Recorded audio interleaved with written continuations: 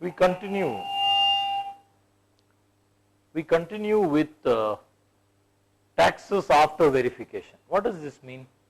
This means that a sort of a pre-audit. Before the transaction happens, you do it. There can also be a post-audit. Maybe once in a quarter you check the payments of service tax. Once in 6 months before you file the service tax return, a thorough check is made and then the return is filed. In excise, monthly excise returns could be there. Quarterly also is there. But again, the verification exercise of audit also could be an important aspect which will add value to the client.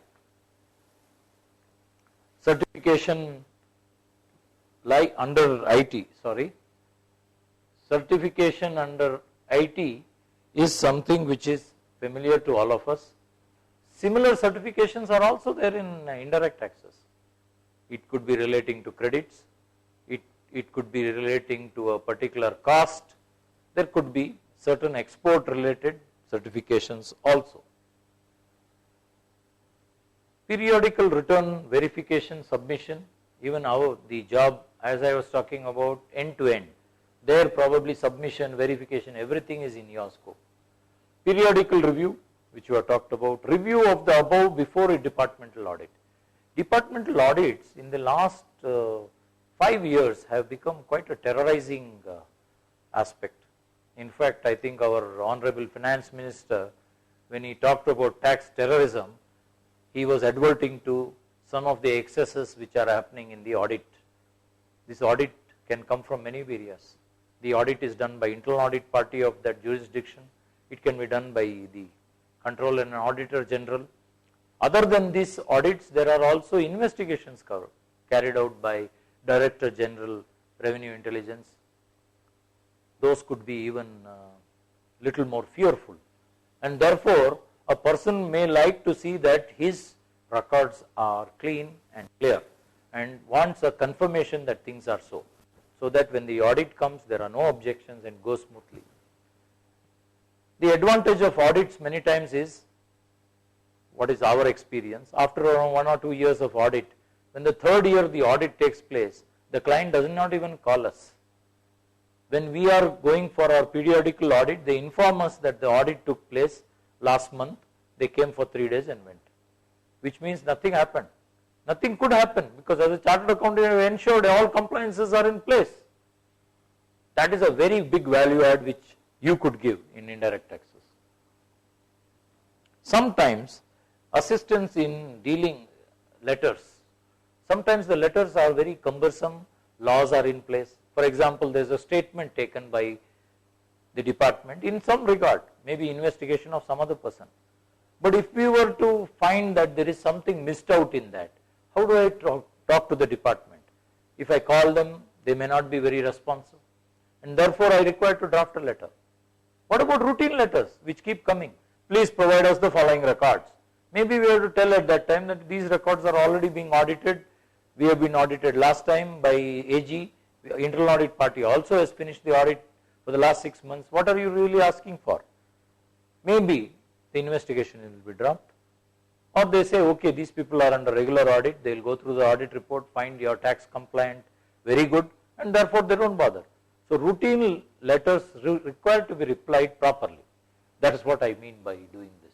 What are the specialized areas of practice? Once one arrives at knowledge level, I always say there are 3 levels. Actually, my partner says that. 3 levels of practice. Level 1, I arrive at some knowledge which is, let us not say expert knowledge, reasonably good knowledge. Second, perception of good knowledge. And third, application of the good knowledge in practice. So maybe in the second level, one level I have already got knowledge, then I do all these general areas of practice. Specialized practice I start once I have got a good foundation. I require to still read, study, or continually update, but I can get into these areas. These could be in the area of providing opinions, clarifications, draft reply to departmental objections, audit objections maybe, intelligence objections, transfer pricing. Transfer pricing has a lot of impact on indirect tax also. Direct tax transfer pricing may have an impact on indirect indirect tax and vice versa also. Transaction structuring we have talked about, optimizing the cost and the proper amount of tax a particular commodity or a service should bear. Location advice, impact of changes, I think we have talked about all this. Obtaining refunds, rectification of error made earlier. Many a time companies will be very interested in seeing that they would like to clear all the compliance issues and would like to see that they are having no issues outstanding as far as their compliance is concerned, and they would be interested in this area. Reply to departmental letters, especially if they are looking like converting into a show cause notice, then reply to show cause notice itself. In fact, in CA Club India I have put up an article, I think it's there on TMI also, where I have put about 30-40 tips on how to reply to a show cause notice. Those of you who are interested, look at that. Litigation, representation services. The fact that the law is not clear and not administered too well also leads to a large opportunity, though it should not. Ideally, the law should be clear, certain, fair, equally applied to all, but that's not reality. At least in indirect tax in India, it's not. And in the state taxes, it's pretty bad. But then wherever there is a difficulty, there is also an opportunity. The other side of the coin is more opportunity. More the difficulty, the more the opportunity. For a professional to provide service, provide comfort to the client. So therefore, reply and representation at appellate forums is also a very good area of practice. Again, requires some sort of expert knowledge, and ideally you could work with some mentors in this area of practice. Chartered accountants are said to be very, very preferred by the lawyers who argue tax matters at either the High Court or the Supreme Court. Why? Because we know the facts about the client fully, whereas a lawyer who refers the job to a lawyer probably only gives a wakalat and maybe some threadbare facts, whereas a chartered accountant would go with a large amount of facts which may give the lawyer who is arguing for that client a bigger handle, a better chance to win the case on merits itself. And remember one thing, a case won on merits is final, nobody can challenge it. A case won on technicalities, when there is a change in the law, that also could be reopened. This is something to be remembered. How do we obtain these expertise? We know we have to become experts. How do we get expertise? There are many ways. The best way, the first and the best way is of course to read. Some basic reading of Baer Act, basic reading of commentary in the area you wish to practice is very important. Start by choosing an area. So which are the areas I should choose? If I were looking today of starting an indirect tax practice, I would choose the area of service tax, where it's a central law and those principles are likely to be covered or copied into the GST law as far as point of taxation is concerned, place of provision of supply is concerned, that is the POPS rule, maybe valuation to some extent of services, as well as the demand, the credit, these aspects probably in the GST will be taken from central excise, which is the mother of service tax. And therefore, service tax practice could be a good area of empowered practice for the starter. More opportunities are available in VAT, however, there are some administrative difficulties you may face. Sometimes we should choose based on demand versus supply. In my city, there is no professional providing services in VAT. In my town, there is no professional. There may be others, but no professional. Then why not that could become a good area. Then all the professionals in that particular city could refer me work also. As long as I am not doing conflicting work, I don't do income tax, I don't do statutory audit, maybe it's a good way of specializing in that area. Maybe also the strengths we have. Some of us wish to be very independent. Some of us are very good at paperwork, table work. Maybe then we should get into drafting. Drafting in indirect tax is a fantastic area if you look at the types of drafts or the types of appeals, the types of replies which come to the appellate forums or even before the adjudicating authorities, it's quite pathetic. A 50 crore demand is only a 3.5 page reply, which says nothing, whereas there could have been at least 20 defenses which could have been given. So this is an area of great amount of opportunity also, and maybe we have to persevere. Nothing comes overnight, it will come in due course of time. Maybe we should read and discuss subjects, enroll in courses. How do we discuss subject? Maybe some friends of ours who are interested in indirect tax can get together. In Bangalore, for example, when we wanted to understand how to practice better, I am talking about maybe 15-20 years back, a group of us started an Akshara study circle. It went on for 15 years. And a lot of people from that study circle have written books, have become renowned authors, have made practices, niche area practice they have started, they have all done well. And what was this? This was just a common forum where we used to discuss together issues which are common to everybody. Then when we looked at focusing on indirect tax, we started an Artha study circle where a few lawyers were there, a few chartered accountants were there, people from our office also, senior assistants also joined. And in this study circle, there was one unique item. There would have been totally around 17 practitioners in that, and I can tell you with confidence that out of that 17, 15 were practitioners who were following 100% ethical practice, and all of them have been very, very successful in their indirect tax practice. But I would give all circles, though we used to meet once in 15, we used to spend 2 hours together and understand contentious issues. Information coming from 7, 8, 10, 12 people who are practicing in that area was something fabulous. Unfortunately, the cost of the success of that group was that it splintered. Nobody had time, nobody got together, and that it no longer exists today. But I would still give lot of credit to that for the success which I have had in indirect taxes. So discussing the subject, enroll in a course. There are courses like the indirect tax certificate course. Of course, it has been watered down quite a lot recently, but it is a good course even then. And if you join the course, you will get some practical tips from faculty across India. So joining a course certainly helps. Other than the institute courses, there could be other courses also, you should look for it. Invest in e-resources. Those days are gone when I can start practice with a table and chair.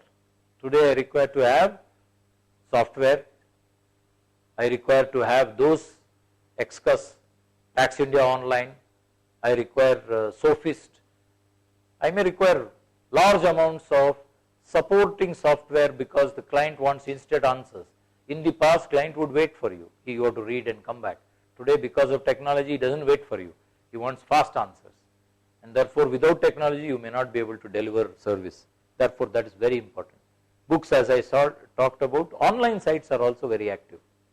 I have myself been contributing in a few of them. Till the PDICI became almost, you can say non-functional, I used to contribute a lot, and even in the CA Club India, I had contributed a lot. Maybe online sites are a good place to go and get different views. Attending workshops and seminars. Thanks to the CPE in our institute, large number of seminars are happening across the country, and certainly adding value to those who are interested in learning. You could also get this advice, this information, this expertise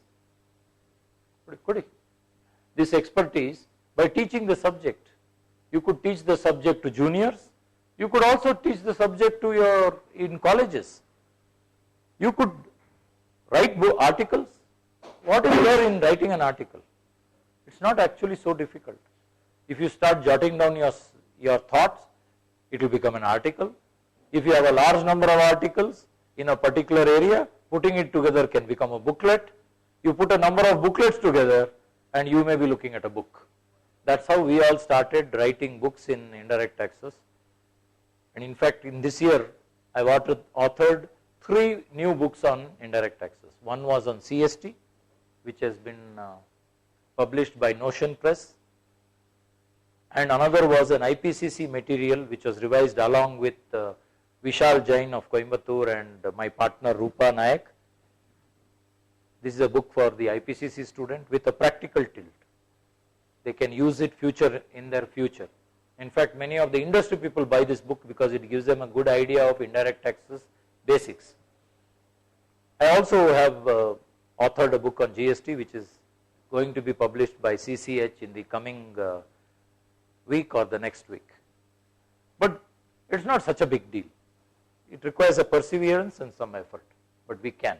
By being speakers, uploading videos like this which I am talking about, and uploading speakers to the departmental officers has one more advantage: you get the respect of the officers. They know you are a knowledgeable person, even though they might not know about your books. So sometimes this is also very useful. Moving to a higher level, how can I move to a higher level in practice?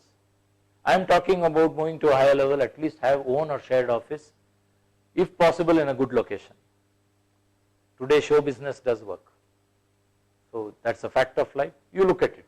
All of us like to look good, and we would like our office to look good. Systematic operating methods. This is very important, as I have realized in life. For most of my life, the first proprietary part of my life, I was not having a very systemized approach. And I used to do the work, people were satisfied. But after that, when I started getting work done by others, I found a system plays a big role. Checklists, programs, ICQ in service tax, ICQ in central excise, ICQ in FTP. So these tools certainly help us to do the job much better, especially when somebody else is doing, somebody is monitoring, somebody is finalizing, certainly. Empathy par ordinary. All of us are grateful to our clients, and we have to remain grateful to the client. We also should sit in his shoes. What is the pain he is experiencing? What is it really he wants? Can I deliver him something beyond what he is asking me such that his pain gets reduced? Why pain? If I am empathetic to the client, I can delight him. He will say, wow. And every time you enter his premises, he moves up and comes to your door. Empathy can create all this. Use acknowledgement as a tool in your office along with the client's officers. This will make you very powerful in practice. Hiring of people is very important unless you have good training facility. If you have good training facility, every human being is capable and therefore they can be trained. But if you do not have time and you do not have the training facility available, then maybe hiring right people is very, very important. The interviewing part of it should be done properly. They should also be in line with the firm's philosophy and not just join you and then after some time find that this is not the place for me. Maybe if they are not sure, let them join for a month. Don't take them on the rolls. Keep them temporary, trainee period. Keep it open. Don't get the article started. Tell them this is for your good only. 1 month doesn't make a difference in our life. Train yourself and the client, your staff every week. In fact, we also train our clients. While we train our staff, we also invite clients and charge them of course for it, and they also get trained. Gain visibility. Very important after you know what you know, you have a knowledge. Many chartered accountants exemplary knowledge, but nobody knows about them. The few clients they service are the only people who are knowing about them, others don't know. Gaining visibility today is very easy. You can contribute on online sites, you can be on social sites, upload your thoughts on LinkedIn, Facebook, Twitter. I think there are enough and more. I think even now WhatsApp is also something new which is spreading very fast. How can I grow my practice? Maybe my market for services, which is the area of my service, market area for my service, position myself properly. This is what I want to be perceived as an expert in this area, as a person who is very good at procedures, as a person who is very analytical and problem solving. Depends what is your strength, you can position yourself. Client acquisition can come just by being focused on your reading. And of course sharing your knowledge with people, and this can bring in clients without having to go to the client. Not that going to a client is demeaning, but I think it's much more empowering when the clients come on their own. Your chartered accountant friends can refer you, and their friends can refer you. Then the clients whom you service can refer other clients. This is the ideal type of growth in practice. One important thing, every client who comes to us, we should try and retain them. In our own office, we have examined that we are good at new clients. New clients just keep flowing in, but we are not able to retain some clients. That means this area we have not focused that much. Recently when we had a look at it, it was a revelation. What all we are not doing with our existing clients, and because we have taken them somewhat for granted, they have moved away. Maybe our cost was more, our attention was less, we were not able to be empathetic to them. Then what about client spend? I have a client for many years, why doesn't he add areas? I can go and ask him which is a new area. For example, 2 years back when we went and met clients and asked them, what are the areas where you think we can help you? They said, why don't you add VAT and service CST? And we added VAT and CST last year. Last year when we were talking to many clients, they also talked about foreign trade policy, and they said it's going to change. So why don't you get in now? And we did that. When in this year foreign trade policy changed, we had a study circle for about 40 days continuously between 8 to 9:30 every day morning, studying the new foreign trade policy. So we are ready for foreign trade policy today. So we are able to get more of the client spend. 3 years back, client was spending 1.5 lakhs with us. The same client started spending 2.5 lakhs next year. This year probably we can make it 3.5 lakhs because we are giving him more and more basket of services within ourselves. Client recommendation, best recommendation. There is nothing like this. Then the client who comes to you has no questions with you, straight away you provide the service.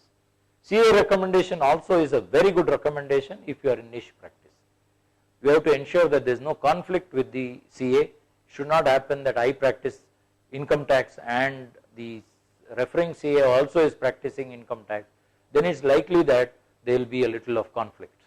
So we can avoid it by seeing that wherever we have CA recommendation, the terms should be clear and our conduct should be very ethical. One very important aspect which I have seen is balance between execution and running of profession. If we start taking up work which is related to execution, there is more than enough. So we may end up running around like headless chicken, doing good work but donkey's work. Why not try and do some horse work? Enhance yourself by spending some time for planning your practice. Okay, I am doing so, I have done this, every year I have grown 30%, I am doing this type of work, can I add this? This work which I am doing, can I delegate it to somebody? There is an article on Hiragange and Associates which is on delegation. You could read that article if you are interested. Continuous learning also is something which is possible. Can we succeed through ethics? In my view, we have got a lot of standing examples where we can continue with ethics. In Bangalore, we have at least 20 people who practice ethically and doing financially very well. With this, I would like to end my presentation and thank you for watching this, and if you have any feedback, please do revert to me at the email ID which is here. Thank you very much.